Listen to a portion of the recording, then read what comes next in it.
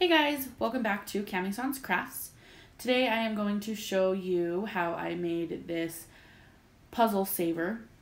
The first one I did was a princess theme. Then I went and bought some more puzzles, so I'll show you how to do one of those. But basically what it is it's a very cheap project. You can get the puzzle from the dollar store, the Mod Podge from the dollar store. You don't even need a paintbrush. You can use your finger if you needed, but I'm sure the dollar store has paintbrushes. And then you need some packing tape. So if you use the paintbrush, you're looking at $5 probably after tax. But it's a very fun, craft for kids to do, to do with your kids, and then it's simple for you to do the Mod Podge or your children to do the Mod Podge. So I just wanted to show you something a little bit different that's kind of on the easier side, on the cheaper side. You know that I do get a lot of my stuff at the dollar store, but it's multiple dollars trying to make something. So I'm going to show you the puzzles I got. I got a 50-piece Avengers. And I'm not going to show you all of these that I'm not going to put all of them together. I'm going to put one together. This is Batman, Superman, something, 50 pieces. My mom actually bought these puzzles today. I wasn't with her when she went into the store to buy them. But I will show you one of these put together at the end. This is a 100-piece Star Wars that my mom's going to do, and I'm going to Mod Podge it for her. Kind of cool. I'm not a fan of Star Wars, but it's kind of a cool puzzle. Then the next ones that she got that I'm going to do are Frozen. So here's Olaf, 48 pieces. So they're not too difficult puzzles. They're a little time consuming, of course. It's not like a 5-piece puzzle, but it's not too hard. And then the next puzzle is Anna and Elsa. And it actually is round. That one back there, the picture shows it's a heart, so this one is going to be round. 63 pieces. And then this is the one I'm going to do and show you. This is Anna. 63 pieces round puzzle.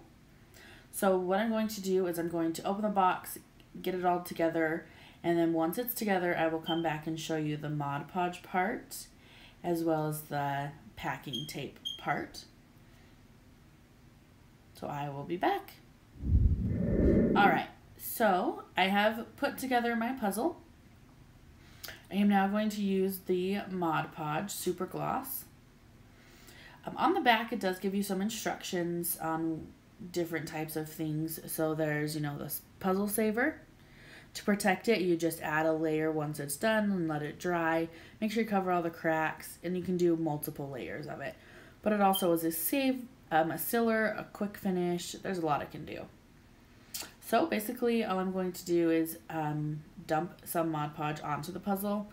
The brush that I'm using is too big for the hole of the bottle, so I'm just going to dump some on, and it kind of does look like a lot. It does go pretty far, but this is the first time I've done this with the second puzzle, so I want to make sure that it is completely covered.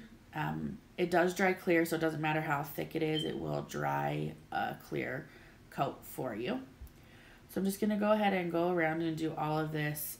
Make sure you get, especially right up to the top, even though up here in the, on the edges, there's the edge and there's not the cracks, you still want to get all of it. Then it will be a more finished, smoother look than just missing some pieces and getting the cracks. I know there are many ways to do this. You can even do calendar things where you would take the calendar and you put it on a 9 squared board and do Mod Podge. There's a lot you can do with Mod Podge, so I just wanted to show you again a quick and easy thing to do that's cheap because you can get it at the dollar store. It's not in a big tube like I have, but it is a smaller one. So once this is completely covered in the Mod Podge and has the 2 coats and has dried, I will be back to show you what I do with the back. Alright, so I have flipped it over.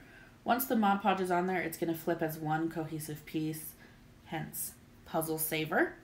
but I am going to just try and measure. Sometimes you can't quite measure it with it being not a square puzzle and whatever, but just try and measure it. I have enough tape that if it goes over the sides, it's not a big deal.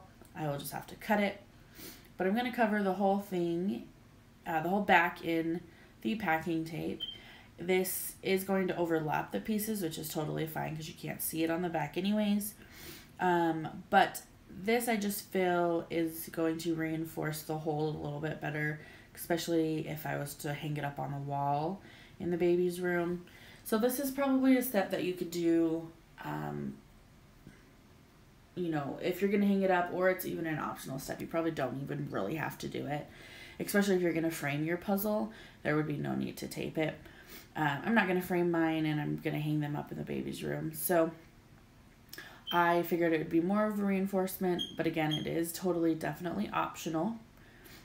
So now I'm just going to finish covering the top, and then I will cut around the excess around the puzzle, and I will be back to show you the finished product. All right, guys, here is the final finished project. I have, again, cut off around the edges the extra tape. So here's this one, and the first one that I did, I duct taped the back as well. So thank you so much for watching. I do appreciate it. Be sure to like, comment, and subscribe. Comment down below what your favorite Disney movie is and what your favorite Disney character is. And I will be back with another video probably within the next week or so. I have a couple ideas I can do for you. So stay tuned for those videos. Hopefully we can get a different type of video up soon. But thank you so much for watching, and I will see you guys in my next video. Until then, stay safe.